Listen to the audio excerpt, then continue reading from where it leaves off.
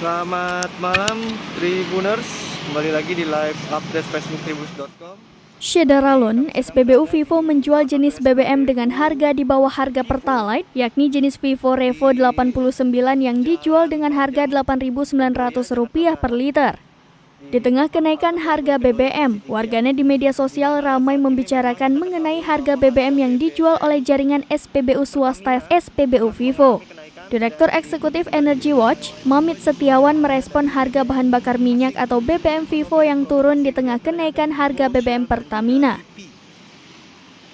Diketahui harga BBM termurah Vivo yakni Revo 89 dibanderol Rp8.900 per liter.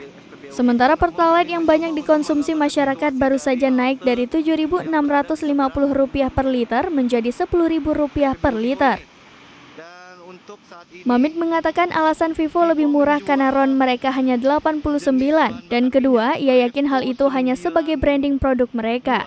Mamit melanjutkan apabila dihitung sesuai dengan formula keputusan Menteri Energi dan Sumber Daya Mineral nomor 62K/12-MEM/2020 tahun 2020, pihak Vivo dalam posisi merugi. Kami juga sempat menanyakan kepada salah satu petugas SPBU bahwa untuk Revo 89 akan diberlakukan